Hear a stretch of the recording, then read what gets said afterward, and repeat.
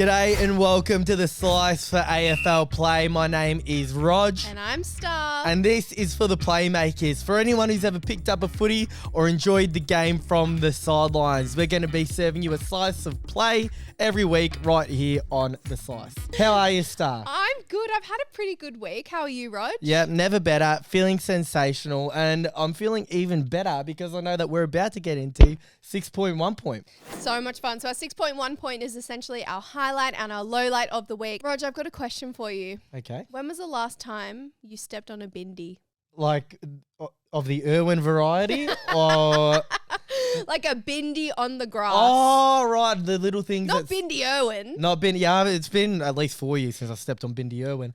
But the last time I stepped on a Bindi, I could not tell you. I'm not a barefoot man. Really? Not that big of a You don't do any earthing? No, I don't get being in one touch with nature. No, but I should. Well, I thought that as an adult you are kind of like immune from bindies, but I have learnt this week that that is definitely not the case. You got bindied. I got bindied. Got bindied in absolute beauty. I'm at the park with my niece trying to play running around on the grass, and then I feel like a sting in the bottom of my foot. Bindi. You know what's worse than stepping on a bindi? Go on. Stepping on a bee. Yeah, have you ever stepped on a bee? No, I've never, and I'm scared of that. It's humiliating because not only have you been stung by a bee, but by a dead one that was just waiting prone for you. It's like stepping on a landmine. So that's my 1 point for the week. Watch out for bindies. Put your shoes on when you go outside. I have learnt my lesson. Is that a summer thing? Do they pop up in summer? Or are they always there, but you just walk around barefoot in summer? It's probably a summer thing because the grass is drier. Yeah. Big chats about grass on the Slice. And my 6-pointer for this week is that I have started watching Star Wars for the first time ever. I swear we've spoke. Have you never watched Star Wars before? No, like I've watched a few of the movies here and there, when you go to like your cousin's house for a sleepover and you have to watch it on DVD. Because you're such a big Marvel person, is there a little bit of a conflict where you don't feel like you can be aboard both ships? If anything, I think me being a Marvel nerd makes my experience of Star Wars better because I'm like appreciating all of these weird little sci-fi things and drawing comparisons between the two worlds. And it's one of those things when you watch old movies, you just have to appreciate them. Like there are a lot of cringy moments and scenes in the movie, but I've found that me and Rainsy have been laughing. Rainsy, you're have beauty. been laughing at a few of them, but we're like, no, we can't do this. We have to respect it. We have to just appreciate it. So that's my 6 point is throwing myself into Star Wars, pun intended. I wonder if our kids and grandkids will cringe upon all the stuff we're making now. Like if the things we find funny or things cool, if they'll watch that back and go, what were they thinking? Oh, absolutely. Your grandkids would be like, "Oi, Pop, I'm just watching the Slice." Yeah. My 1 pointer, Star, is that Melbourne is the only place in Australia that has good music.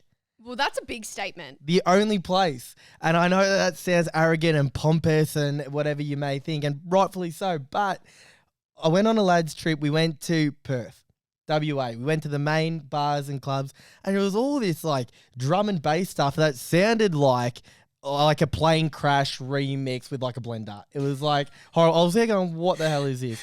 I'm like, that's all right, Perth, WA. It's on the other side of the country. It may as well be its own country. Maybe they're just little bit left field out there. Then we go on a road trip. We go up to Queensland, Gold Coast, Brisbane. Once again, just the most... Gold Coast and Brisbane was more like bootlegs. Like, when they remix like a Rita Ora song and it's just like... Yeah, they did that sort of stuff. And I was like, wow, it feels like I'm back in high school. And then went out on the weekend, right? A bunch of my friends went to Europe and they met this guy on Sal, Croatia, who's a DJ from Sydney. And he's like, hey, I'm playing a gig at one of the main bars in Melbourne. So we'll all go watch him. The bloke before him put on a clinic. The whole dance floor was pumping. It was like an unreal vibe for 2 hours.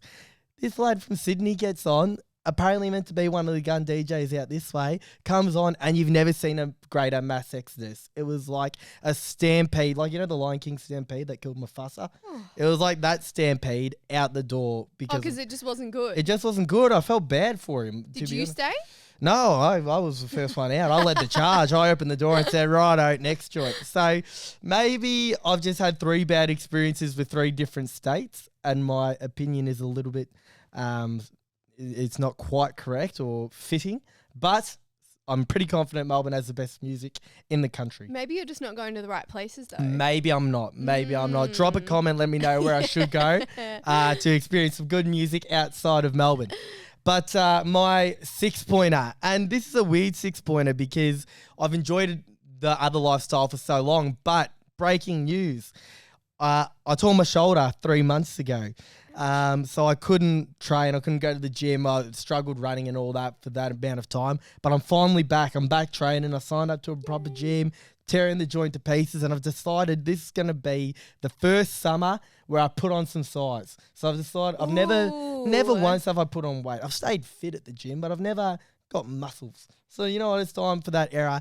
And if I'm going to do that, I can't believe I just said era. I can't believe I just said it's time for that. But to do that, the easiest way is to eat a bunch of meat. So after being veggie for like 4 years, I've done a week full of steaks and I'm back. Whoa, that's huge for you. Yeah. How do you feel? Feel great. Like it was never an issue for me. Like I never stopped doing it because of animals and whatnot. I just did a lifestyle change 4 years ago. Loved it. My body responded well. But now I thought, you know what? Let's go back and try and put on some size. Whoa. But so who hot knows? boy summer incoming. That's the plan. That's the plan, Star. We're still after that girlfriend in October. Rog, it is currently October and you put a bit of time pressure on yourself a few months ago. You said once footy season is wrapped, I'm going to get a girlfriend. Do we have an update? We don't have an update that has resulted in a girlfriend just yet, but we're on the journey. We're on the journey, and I'm still confident by that November deadline, November 1st, we'll be at least a long way along the journey there. But I do need some dating advice. From me? Yeah, absolutely. I'd love to start. Now, I don't like being the bad guy in any situation, you know, and this weekend I'm going on 2 different dates. 2 dates? 2 dates. When it rains, it pours. You're booked and busy, doll. Absolutely. Now, I think everyone's pretty fair and reasonable that if you happen to meet a couple of people at the same time, it's okay to go on 2 dates on the same weekend. Of course. But how long, let's just say both go well, hypothetically, how long until you think you have to make a choice in one direction? Oh, look, I would probably give it 3 dates. I 3 would say, I dates. mean, it's hard to know before you've gone on them. And please let us know what you think as well. How many dates should you go on until you have to make a decision between 2 people? Which, by the way, having 2 people to choose from it's giving the Bachelor. You're going to hand out roses. Yeah, that is the plan. That is absolutely the plan. So, I don't know. I feel like you probably get to know someone quite well by the 3rd date, but you might only get through one with one person and then 2 with the other or blah, blah, blah. Well, if you were dating a guy, how many dates would it take until you get offended if you find out that he was dating someone else for that long as well? Ooh, that's a really tough question. I guess like it's something that is so different for every unique situation, right? But I guess I would hope that the communication is clear throughout. Like if you're both talking about, I think the expectation. Well, it can't be from date 1. I don't think you can say date 1, hey, by the way, I'm dating someone else this weekend. The same date 2 seems a bit too early. I reckon date 5, 6. Date 5. Date 5 or 6, you should tell the other person, by the way, I've been seeing someone else the past Date 5, you're bringing her to mum's barbecue on a Sunday, Arvo. What do you mean date 5? Yeah, and then dad's barbecue on the Sunday with the other. So, Rog, I know you were campaigning hard to meet your deadline of getting a girlfriend in October, but I thought just in case, you know, things don't go to plan, you should probably get a hobby. I think I should as well. I think I need one. I'm all footballed out. Have you got any suggestions for me? Ooh, because, you know, we are all about playing your way here on The Slice. And, Rog, is there anything that you've ever wanted to try? Well, when footy season ends, it's when summer starts to begin. And when you think summer, you think surfing. And I've never been a surfer, never even touched a board. But I think if I could, like, you know, I'm refused to say era. I'm not going to get a new era. Surfing era. But if I can sort of add that layer of complexity to the personality and become a surfer guy over summer, maybe even dye the hair blonde, who knows? That could be. A few tips. We can put some lemon juice in your hair to Yeah, get some natural absolutely. highlights going. Never been that much of a swimmer. Like I did swimming lessons. I don't think I ever got past like a barramundi or whatever. Like all the other kids were sharks. I was like, I was shocking. But I want to get into surfing maybe, or just become more of a summer sort of guy. Camping. You know, something like that. Oh, you're an outdoorsy guy. So do you think surfing, like people who have surfing as a hobby, it's like a cool Yeah, kind of I think vibe? I have the grand illusion of like, you know, the combi van with the surfboard on the top and we're driving and, you know, we're free-spirited. Maybe I'll become a free-spirit surfer. It's like a whole energy about a person, right? It's Yeah. not just about the hobby itself. Do you have any like secret hobbies that you don't tell anyone about? I don't think anyone really knows quite how much it means to me, and that's banh mi's. Banh mi's are a real hobby of mine. The Vietnamese rolls. So good. Now, I used to get them with tofu, but as we've learned now, I'm no longer veggie. So we can go the crackling pork, we can go the barbecue chicken. But a banh mi, a Vietnamese roll, I get them nearly daily. I'll go to a different banh mi joint. I live in Richmond as well, full of banh mi's everywhere. So maybe if I turn it into a blog, a banh mi blog, Vietnamese roll with Rog, maybe that could be the new hobby. You're going to have to check if you can get the Instagram handle. Banh mi's with Rog. Banh mi boy. Yeah, banh mi boy. And I've got an important, very divisive question for you. What's your stance on coriander? Love coriander. Okay, good, because I was worried we're going to have to cancel the show. There's nothing I don't like in the food department. I'm yet to try a food I don't like. Because you know that apparently half of the population hate coriander. Yeah. It tastes like soap. I bet you they are free-to-air kids. The kid, if they don't like coriander, they probably didn't grow up with like Foxtel or whatever. Nothing wrong with free-to-air, mate. I'm a free-to-air kid. So because you're entering your new hobby era, I've actually got some surprises planned for us over the next couple of episodes because I really want you to find your thing. You've got all this free time now that the footy season is over, and I really want you to find what era works best for you. So I've got some exciting things planned. Cannot wait. I hope I rock up and you've got a big combi van ready for me with a surfboard on the top and we drive down the coast and learn how to surf. And a crunchy banh mi roll in the back. Exactly right. Now that's living. Surprise! We're doing fashion design. I can tell you're so excited. I mean, how have we gone from surfing down the coast to me with a marker and a piece of paper in front of me? Because, Rog, last week we created our very own Aussie Rules team, the Sledgehammers. Yes. And, our sledgeons, they need a uniform to wear. So today we've got our blank pieces of paper and we'll be designing them. We're going to be designing the Guernsey for the Sledgehammers. Yes. You realise that I am like the least artistic person in the world. Like, you were leaving the Sledgeons and the Hammers outfits in my hand. This is going to be an issue. Rog, the beauty of art is subjective, okay? So everybody has different talents, and I think that it's going to be really great to see how we both interpret what the Guernsey should look like. Right. Well, okay. All right. Talk me through your creative Well, the first process. step, I think, is we need to draw the actual outline of the Guernsey, and I reckon that's a bit I might struggle with first. Armhole, torso, armhole. I'm going to go neck. for more of Look at what I've drawn. Like, that's my Guernsey. That looks really good. That looks really good. I'm going to go for more of like a classic fashion design sketch way of drawing. Right. Oh, I've already like some butchered faint this. lines. Okay. Well, I've got my vision for what I want mine to be, but I don't know whether I want to talk about it. Otherwise, you'll steal my idea. I'm not going to steal your idea. I just more so want to learn about your creative process as, we really are trying to find the perfect hobby for you. My creative process is visualizing the best possible Guernsey, of which this is. Oh my God, I'm actually pretty happy with this. I'm actually really happy with this. I'm doing a surprise element to my Guernsey, but it's actually removable. So it's something that the Sledgehammers will wear before the game. Yeah. So it might be a bit shocking when you see it, but especially because we've just had the revamp of the Victoria's Secret fashion show. So I'm not going to give too much away, but that's where... Speaking of fashion, I got a new shirt thinking that this would be... I bought a shirt thinking, what would Starr say slay to? And you haven't even mentioned it.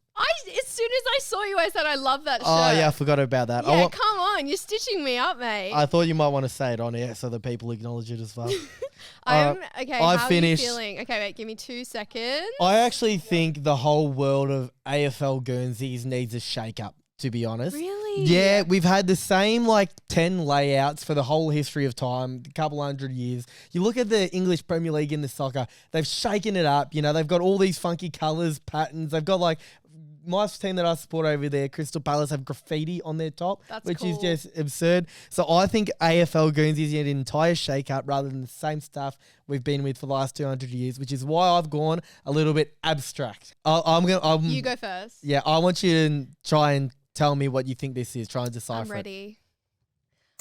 Oh wow, that looks really. It kind of reminds me of an apron that you wear, what your dad would wear on a Sunday, and it's got a hammer on it. It does look a bit like a Bunnings apron, but it's not me. I don't want them running around in an apron. Is the material mesh so it's breathable for the players? No, not mesh, not mesh. Do you understand what the drawing is? Yes, I do. What is it? Those are the armholes up the top, and then we've got like some paneling and a sledgehammer drawn on. So why did we call them the sledgehammers in the first place? Because it's a brick wall. Yeah, so I get it. I reckon the Guernsey should be a brick wall, and then the emblem on the middle is a sledgehammer crushing through the brick wall. Oh, that's fun. Yeah, a bit Yeah. of fun textures and everything. Absolutely, Yeah. yeah. Okay, are you ready to see mine? Absolutely. Now remember, it does have a removable element that the What? sledgies will wear This before. is PJ because PJ show stuff.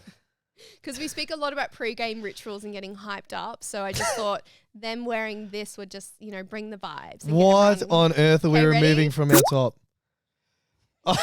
Butterfly wings for a sledgehammer. They're angel wings. For a sledgehammer. Yes. Sledgehammer's famous for their angel wings. Because they fly through the goals. The sledgehammers fly through. It completely defeats the point of being called the sledgehammers. Okay. You're a sledgehammer, you're tough, you're hard, you're destructive. This is like the most princessy drawing I've ever seen. Yes, but it's, that's the beauty of life. There is contrast, there is toughness and hardness, but there's also softness and beautiful butterfly wings. I don't know if our football team is the appropriate time to display the complexity and beautiful nature of life. I think it's time to be tough and hard. And we've also got a smiley face just to remind everyone to stay happy and a love heart because footy is life. And also I couldn't fit a sledgehammer onto the Guernsey. So sledgeham. The sledgeham sandwiches. Yeah.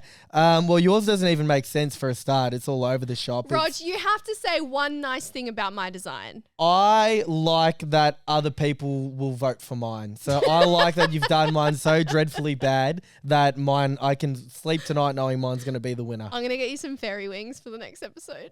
Hope not. So we're going to chuck both of these drawings up on Instagram, both of our Guernseys. You vote for which one you think is best. And who knows, we might even get these made up for our team, the Sledgehammers. Mine's already in production, actually. I would hope not.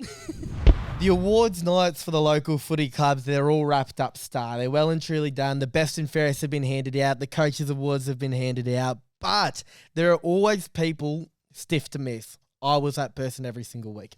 So we would love to hear from you who missed out on an award that should have got one. It could have been the hardest trainer at the club. It could have been someone who should have won the best and fairest but got robbed. Message us on Insta or comment on YouTube. Let us know who was robbed of an award at best and fairest night. And make sure you send us in your best and fairest moments to our Instagram at AFLPLAY for your chance to get a shout out. Oh, that was so much fun. Yeah, I don't know about that. No more art from now on. No more drawing. Nothing of the sort because I'm flat out no good at it. Well, I actually went on a first date. I went to the cork and canvas where you do the painting and whatnot, and I didn't get a second date because of how embarrassingly bad my drawings and whatnot were. Well, the great thing about not being very good at something is that you've only got up to go. You can only get better. So I have some really exciting surprises planned for you. And I know you said no painting. I'm not going to give it away, but just bring your Picasso energy for next week and maybe like an old shirt. Not that one because I want you to ruin it. That's all I'll say. Right. Okay. So I presume I'm wearing a really bang average shirt so then we can go surfing in a combi van. You're beauty. Another episode in the book, Star.